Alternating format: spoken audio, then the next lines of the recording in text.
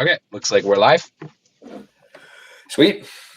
Okay, perfect. So today we're going to be talking about four different simple ways to drive more clicks in your emails. Basically, if you can increase CTR on your emails, effectively what you're doing is you're increasing the chances of sales. Usually, whenever you're sending, especially if you're doing daily emails, like we usually talk about, a uptick in click-through rates usually almost always result in more sales, because that's the whole point of the click, is to get people onto the other side of what you're talking about in the email. Most people try to optimize for opens, which is fine, but if you're optimizing for opens, that's like basically optimizing for views on YouTube. Like, what do views really do, right? And what really matters is people taking action, and that's effectively what the CTR is. So we're going to be discussing four simple ways to do them. Brad, did you want to start off?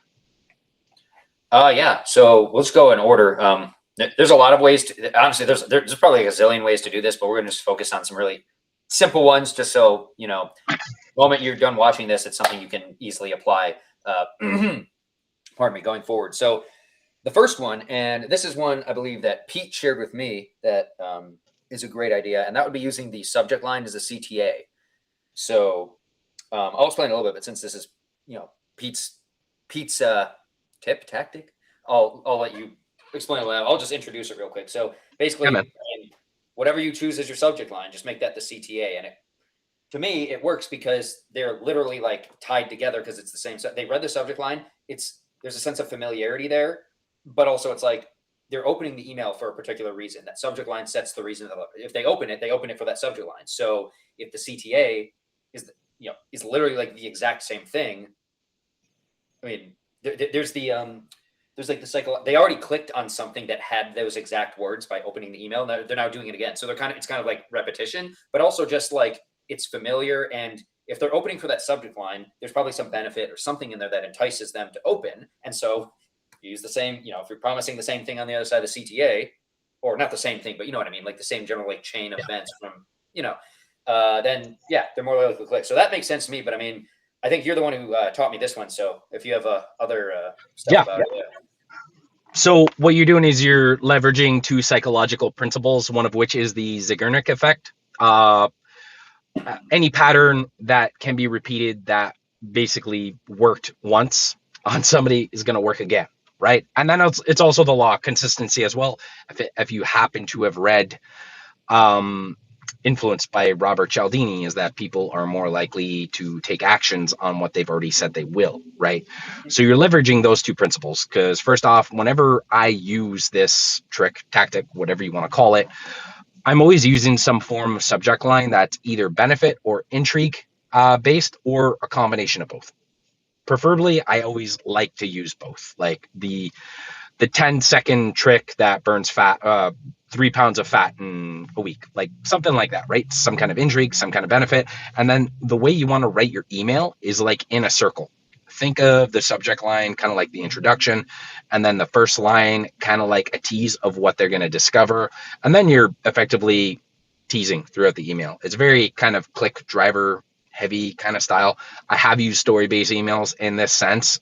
They do work, but you will find story-based emails tend to get lower click-through than more of a click driver lift note style email. However, what you will notice is the click-throughs will result in more sales on the other side when you use a story. And when you write a click driver, even though you're driving more clicks, doesn't necessarily mean there's more sales on the other side. This is kind of off topic, but you will have to rely heavily on the sales ability on the sales page or whatever you're sending people to when you're using a click driver style email, whereas the story based emails tend to have a lot of the sales argument within it. And that's the whole point of using stories, is to basically rotate. That way you're using different angles. That's a topic for another time. However, the idea is you want to write in a circle. So the subject line at the top, right? That's your benefit, intrigue based, whatever subject line you're using. And then you're going to basically tease the idea of what they're going to discover within the email, and then finish off the actual hyperlink is going to be the identical copy to the subject line because it worked once. It's going to work again. And you'll find if you get high open rates on the subject line, you're going to have high click through rates too. I had an email list. It was probably about 1,500 ish subscribers. Not a large list, not a small list either. And there was one time I did this, and my click through rate was like 24%. That's freaking high. Like the So highest rate I've ever heard. yeah, like it was nuts. And I felt like an idiot because the way I wrote that email, it worked well, but I was like linking to somebody else's offer, and I was like, I should have used this email for one of my own offers. Yeah, it was an affiliate link. I'm like, God damn it. But yeah, effectively what you're doing is writing in a circle. And that's basically how it works. We could share examples and stuff like that another time. But effectively, same copy as the subject line is what you're going to use as your hyperlink. I typically use an if then statement. So basically, subject line, introductory statement, first line, whatever, to tease what they're going to discover, some kind of intrigue based line or something really short to keep them reading, and then build on that intrigue within the email.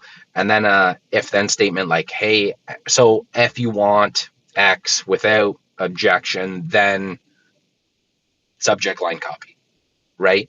And sometimes I'll just do the then and then like a bunch of ellipses and then the little arrow signs. I forget what they're called. I would always do 2 or 3 and then the copy.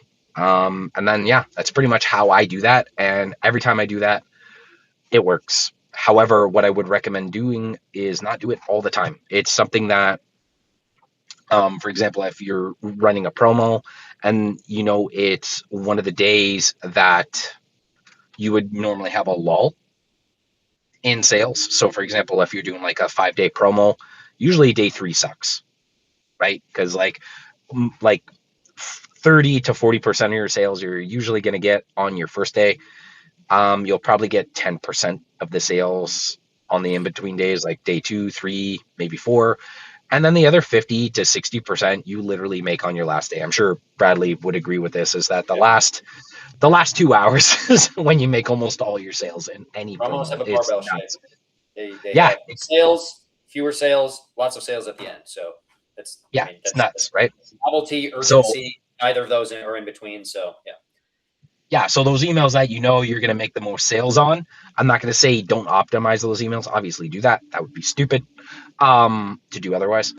But those in between days when you know that you would not normally make a lot of sales, that's when to bring a tactic like this out, because it's also a little bit of a pattern interrupt as well. Because if it's something different every so often, it's going to stand out. But if you use it all the time, then it's no different than any form of ad blindness where you've seen the same thing over and over again and it just doesn't work, right? So use it sparingly, but it does work incredibly well.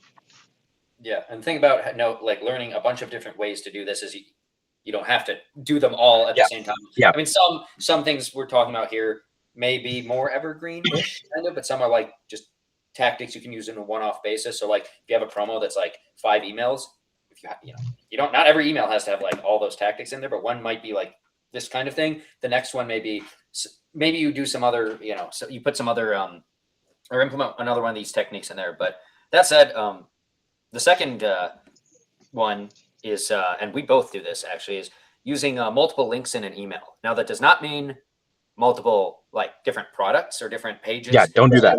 They'll all be going to the same location, but if you use multiple, I mean, if there are more links, generally speaking, more people will click. People will be like, oh, analysis paralysis. Besides the fact that all the links are going to the one place, I can see what they mean, because do I click this link or this link? Any friction, I can see any friction might, they're going to the same place, but some people might be worried, confused. I've never had that be a worry though, that like confuses the customer or something like that. Usually I just see click rates go up because it's right there. Yeah, actually, yeah. For a newsletter I do for a client every Sunday, we and the client, it's a personal brand, and they've co-founded / co-own a couple like e-com brands. And one of the newsletters, we put like a blurb at the top that's like, hey, blah blah blah. Like normally the newsletter is not salesy. It's like a in-depth, it's scientific. There's a lot of research. It's like, anywhere, it's like 1,200 words or something like that. But we put that at the top, like a pitch at the top, and our CTR would because it was more.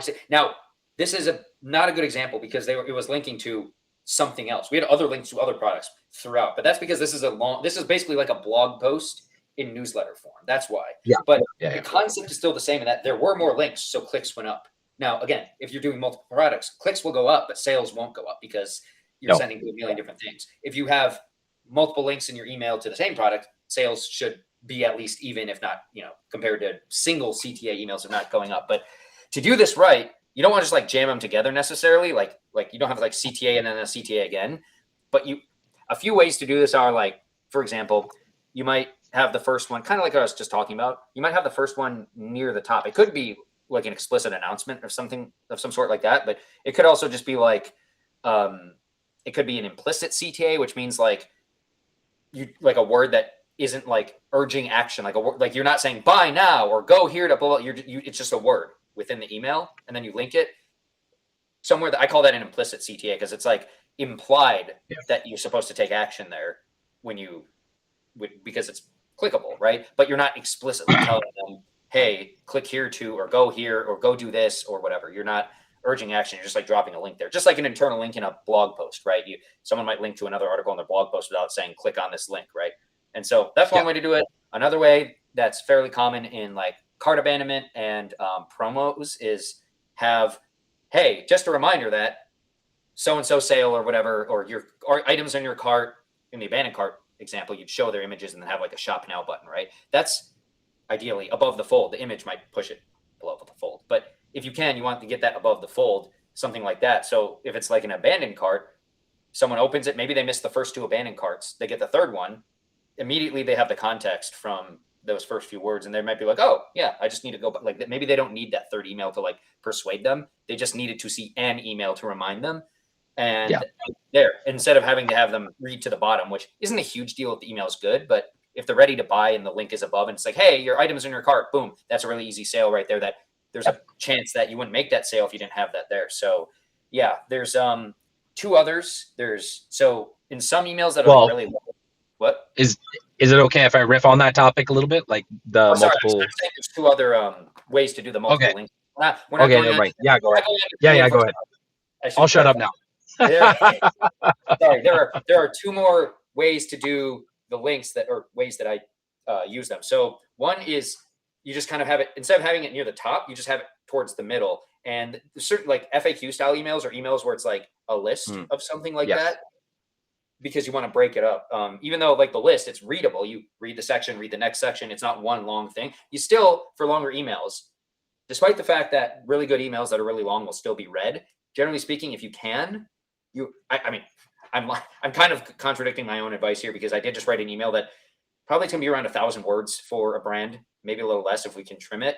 And it only has one CTA at the end, but that's because the story is so good but generally speaking, like, unless you're going to sit down and write like a super long, like it took me 2.5 hours to write that email. So just to tell you, like I poured like my entire day's worth of creative juices in that email. So, but like an FAQ style email or a list style email or just a really like something like that where it's really long, but it's not one flowing idea. It's like sections. Yeah. In there, it makes sense that like in FAQ, if there's like 5 FAQs, it'll be like little intro, and then it'll be like FAQ 1, FAQ 2, CTA 1 after the, and you want to arrange those FAQs to where that second one like sets up that first CTA well. You know what I'm saying? Like it overcomes like a key objection or offers a way to segue naturally into buying the product. Like is the money, like if the FAQ is like, is the price worth it? You'd say yes, because blah, blah, blah, and you're doing the value stacking. And then right there would be the perfect place for a CTA link, right? If that was like one of the questions is this worth it? Or is this really going to do better than whatever alternative I'm considering, right? Or something like that. So, and then the last version of the links thing is, I like to do this in a lot of emails actually. The closest I'll have 2 CTAs together is like, I'll have the first, it'll be like, that's why we created XYZ product. And then have like 1 or 2 sentences of describing it. And then like another 1 or 2 sentences of like benefit copy. And then your turn to blah, blah, blah, blah, blah, second CTA. So I do that a lot. I learned that from Nick Yates, email marketer.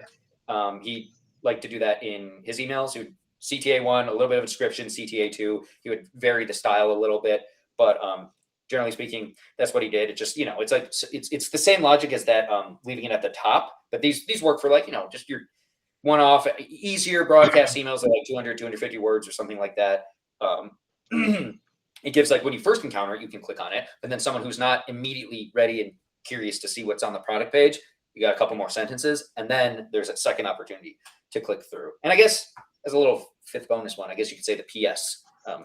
You could dropping a CTA in the PS, because there are people who do skip the entire email to look at the PS. I don't know how many people do that, but I do know some people do that, especially if you're like, they know, like if they're used to, or if it's like a personal brand, like one of us, there's more higher chance there's gonna be like a PS in there than if it's like an e-com brand. But some people do scroll for the PS, or just like scroll to the bottom, or just in general. And if the PS is there, that catches their attention, because, oh, there's something extra beyond the email. That's a little, what's that right there? And then boom, if you have a link there, there's a place to click. So yeah, that's a Den Kennedy axiom, is in a sales letter.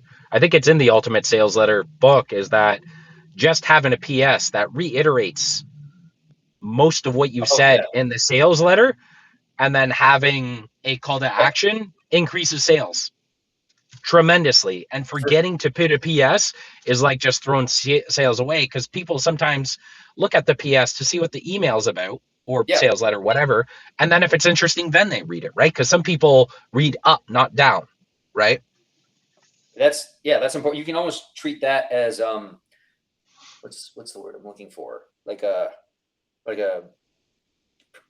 like a preview almost of the piece, but at the bottom, it's at the bottom. TLDR. So like you're walking in and you're like to the email. Okay, you read from top. But if you think about it, people don't do it with marketing stuff, especially like if you're reading a book, you read from front to back. But if you're reading a marketing email, you don't necessarily open it and just read it all, especially because, if I wanted to, I don't have any books within reach. If I wanted to read it, like there's only one, like I can't like read this chapter and then go backwards. I mean, I could, but like that ruins the entire reading experience. But with an email, it's like, it's a marketing email. You're not necessarily into it because it's like, oh, it's a riveting, masterful writer. Although, it could be a good writer, but it's a marketing email at the end of the day, right? So people do bounce around, skip around. Just like with sales letters, you kind of do have to, like engineer it and arrange a little bit. It's not just write from, in fact, how I write emails in general is I usually write the hook last. I can't write the hook until the rest of the email's there. I found I cannot write it because I write the email. I get all the important details out on paper, right? I have the meat of the email first, and then I write like the end part. And then I go back to the hook, because at the hook, now I can write it more easily and have it flow into everything else. So just a little, aside about how I write emails as well, but it's the same thing. I'm not writing from the top to the bottom. I do like middle, very end, right before the end, or sometimes flip those around, and then hook.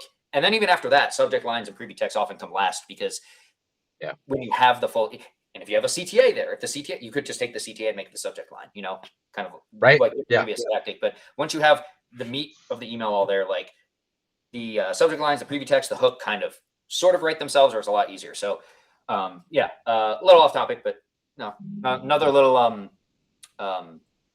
behind the scenes, I guess. Look at what a copywriter does. We don't write top to bottom. Yeah.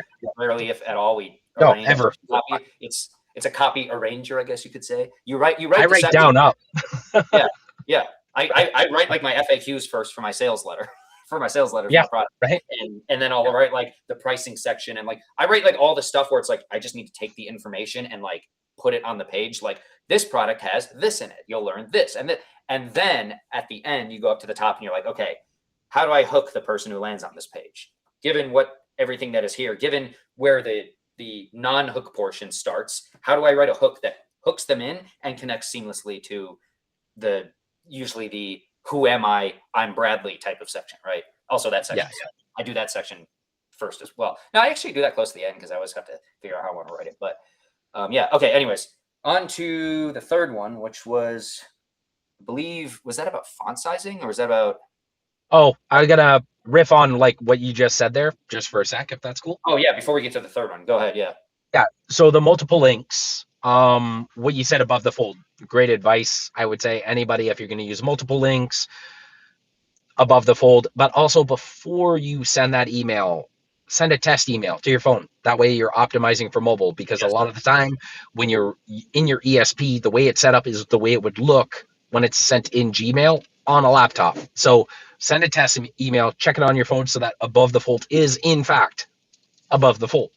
You'd be surprised how Yes. many times it's not, and it requires a thumb click, and then you're screwing yourself. And I That know, being oh, go ahead. yeah, that being said, the most links I would ever use in an email is usually 3, Yeah. and that's on a very, very long email. Always remember that the more links you're going to put, the longer the email you want, because the more links you put in an email, the more it's viewed as a marketing email and will affect the deliverability of that email. Another trick, if you're going to be sending multiple links, if you have a privacy policy fine print option on the bottom of your email, always do that, because the more legalese speak you have in an email versus the marketing copy sales talk, the more likely it is to place in the primary folder too, right? That makes sense. Also, yeah. And then another thing is, if you're the kind of person that likes using pictures, GIFs, and memes and stuff like that in your emails, your CTAs, have them underneath the pictures, because it doesn't matter how long an email is. Everybody reads the captions under the photo. Pretty much anybody that skims, if there's a picture, it's a pattern interrupt. So they're going to stop what they're doing, look, and if there's a bolded section that's there and that's your clickable link, you're going to drive more clicks to your sales pages just by doing that alone. There was another thing, I forget what it was, but those are just a few things riffing on top of what Bradley just said that will also help with what we just discussed here to make it work even more effectively. Yeah, I will say, like, even though Klaviyo has like a preview thing for desktop and mobile for emails, I still would say, send the test anyways, because it's even if the Klaviyo one is very accurate with like how it would show on a phone, it still isn't, because it's not you should hold the phone and physically see what it looks like.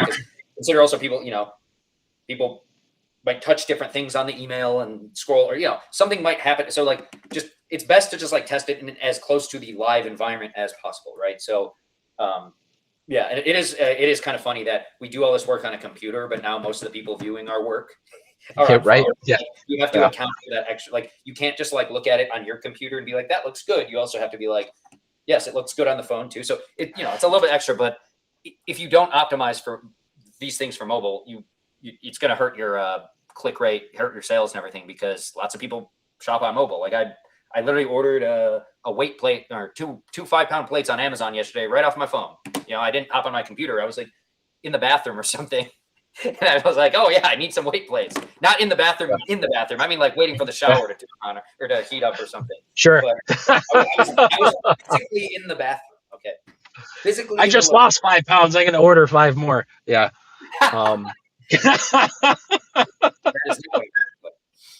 Anyway, are we on number 3? So we're on number 3, which is changing the font size of the CTA. So depending on the ESP you're using, also ensure it's a different color too, because for whatever reason, I think it was GHL I used to use, which is like by far, my opinion, the worst ESP to use.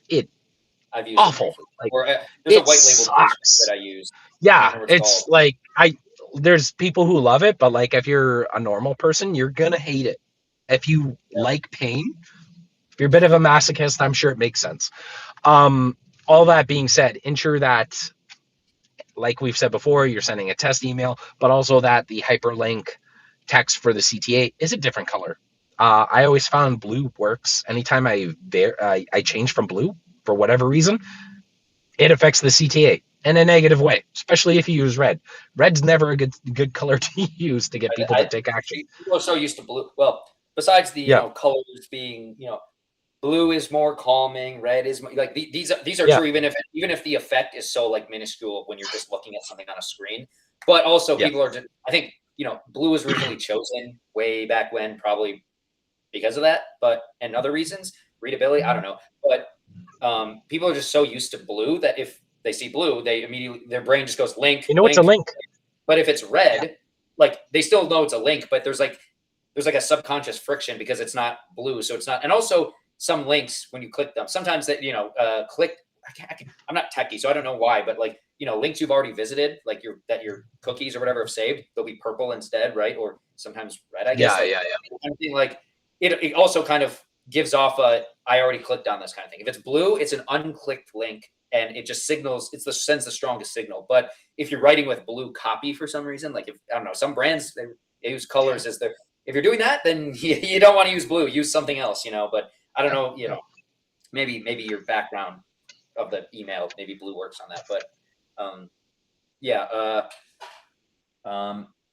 yeah. So different color from the text. I actually have a client where maybe I should test this now because they have some orange in the orange CTAs at the or at the bottom of the email. And so I'm like, okay, we can't have blue CTAs in the middle because it's like the brand colors, I think. But I'm going to test just changing them all to blue and see what happens. I know like it's a meme to make fun of, oh, did you change the button color to red? But like actually with the links, It works. I don't care what anybody says. It works. It makes a difference. That's why links are blue. If it's not blue, it's not a link, even if it is, right? It's a link, but like it doesn't register like in your like lizard brain or whatever. That's a link, right? But buttons can be any color, changing it from orange to red or whatever, or orange to blue. Yeah.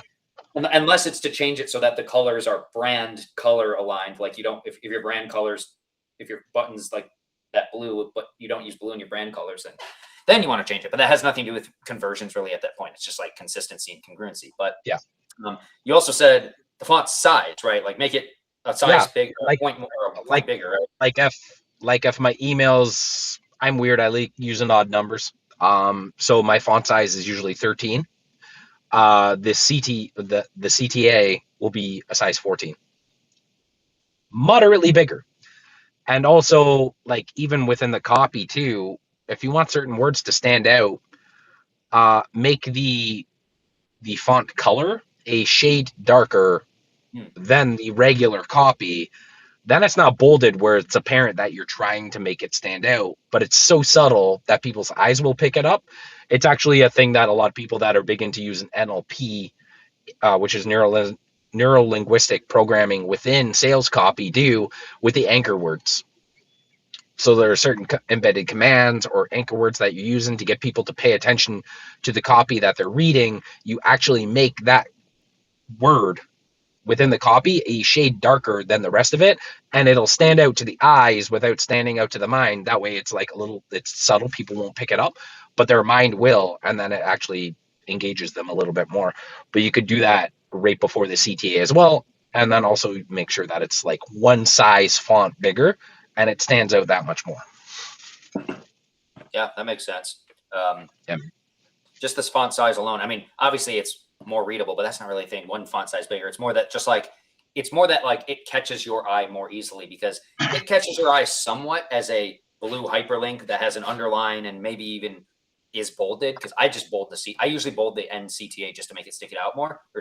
But one other thing you can do, is make it font size a little bit bigger. So it's like, okay, this is clear. Like the eye, it catches the eye even more. But that's a good.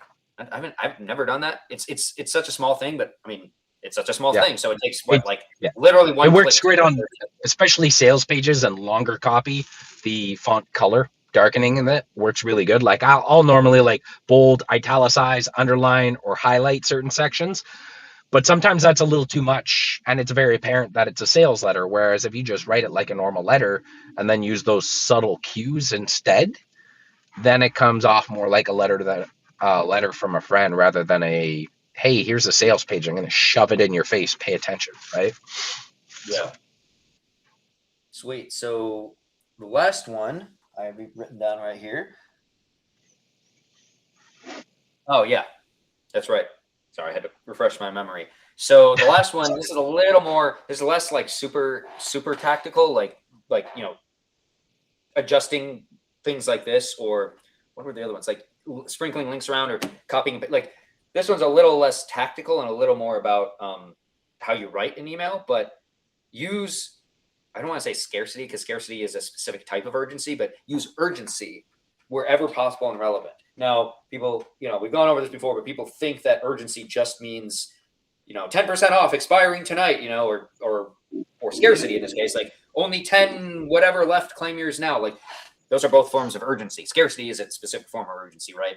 But it doesn't have to be that. It can just be like, the urgency is that they have a problem. They came to you to buy a product to solve the problem. And the longer they don't buy the product, the longer they deal with the problem or the pain or whatever, right? And so that urgency. Now, you don't have to like, not every single email has to do that. Like if you could do it in a lot of emails, but it does take some skill to like convey that idea in a bunch of different ways so it doesn't start to sound tired, right? Like to convey the idea that like dealing with XYZ problem. So if you're writing emails on various different topics that your niche or that your audience is interested in, there's probably, it'll probably not be super hard to like, pardon me, like write it in, or write the urgency or like add in urgency in different ways.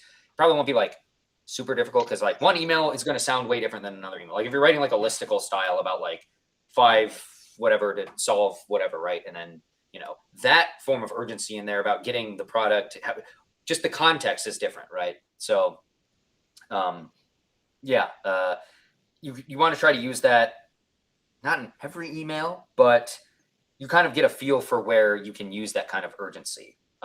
There's some places where like some emails, no matter what, like it would be like just forcing it into the email. But there are other emails where it's like, oh, right here we could talk about how like, I don't know, like this is the way out of whatever problem you have, right? So, and if you don't fix that problem, you know, you're going to continue dealing with XYZ pain, right? I can't, like, it's hard for me to think of examples off the top of my head of this. But I think you understand what I'm saying. It's, yeah, like cost of inaction is a good way to create urgency without using urgency. Is like, how urgent is this pain that you have that you want to cure it, right? Or get rid of it, right? Like, for example, I've used this example before, but I wrote for a supplement that was basically helped with people who were like pre-diabetic, help with blood sugar and that kind of stuff, right? And then the typical copy people would use is something along the lines of talking about the benefits of getting your blood sugar in order and preventing getting type 2 diabetes and being there for your children when you're older and all this other stuff that everybody talks about. But the one thing most people don't talk about, specifically in men, is if you got type 2 diabetes, you can get ED. So there's no way that will motivate a man faster to fix one of your problems than to tell them that their parts are going to no longer be valid and working, right? So I found a story of a guy whose wife basically left him because for months he was told by the doctor that, hey, you're going to become diabetic, here's the issue. And then he went basically impotent, and then even pills wouldn't help him with that problem. And then it became a psychological issue. And then basically I shared that story. So the cost of inaction is not even the fact that you're a little bit overweight, you're going to have your limbs potentially amputated and all these things that are associated with type 2 diabetes. It's the fact that you won't be able to get it up and your wife's going to leave you. I know that's kind of a rough story to use, but I used it and that got a shit ton of sales, right? So that's a way to inject urgency into an email without actually saying, hey, you need to fix this problem because we're going to running out of stock, or because this is the last of this batch and we're going to come out with a new one and we're probably going to dilute it and charge more like every other supplement does. Shit, right? So like the typical angles everybody would use is what can you use to inject the feeling of urgency? Because I think the feeling of urgency, especially when it's true, works better than just forcing urgency on somebody. Right. That's my opinion. People can always feel that. Right. Yeah. And there's also other ways to do this too, rather than just like you can do I mean, I think the ones I'm about to mention are kind of like variations of you'll continue dealing with the problem, but like things like seasonality, you know, time of year as well. Like if it's right. February and someone has like 25 extra pounds they got to lose, you know, or 20 or whatever, I don't know. It's not like the longer you wait yes, the longer they wait to buy the product, the longer they have to be, you know, fat or whatever, right? But it's also like summer is coming up. There's a fixed, like, there's a deadline, but it's not a deadline like, hey, you got to buy this or you're 10% off, whatever runs out. It's, hey, if you don't start doing this now, the longer you wait, the worse, the less good you'll look in the summer. The earlier you start, the more time you have to lose the weight with, take the product, etc. The better you'll look with, taking the product, of course.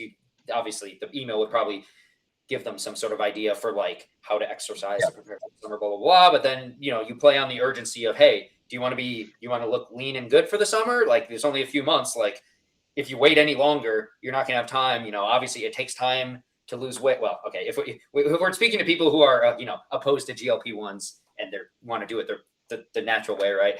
Then otherwise, the people who are into GLP-1s probably aren't on our list because they're doing the GLP-1, but the people who are on our list because they want to take the supplement and all that stuff and lose weight just through exercise and diet and a little bit extra supplementation, that you can play that like summer's coming up card, or I don't know if it's like a niche relevant, like I'm trying to think of an example. I don't know, like maybe National Running Day or Running Week or Global, something like that. Like you could use those kind of like, what do I call them? Pseudo holidays. Like they're not real holidays like, Christmas or Halloween or whatever, but they're like niche specific celebratory days like National Running Day. You could, there's probably opportunities for that as well, even if you're not like running a sale for one of those. So wherever you can find ways to inject a little urgency, particularly towards the end of the email. Of course, some emails are all urgency, especially like at the end of the promotion, it's just, hey, the promo is about to run out, bye. But some, it's like the email itself stands on its own, but then we're talking about like putting a little bit of urgency at the end. Like the longer you wait to solve this problem, the longer you're going to deal with this, the worse it gets, whatever. Or, hey, summer's coming up. So like I did that for a client. Like we wrote an email about, I can't remember. We wrote an email, I think about losing weight or being ready for the 4th of July or something like that.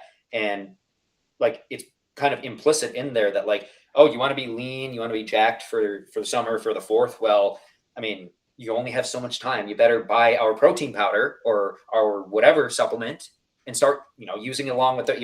Get into your routine, get the supplement.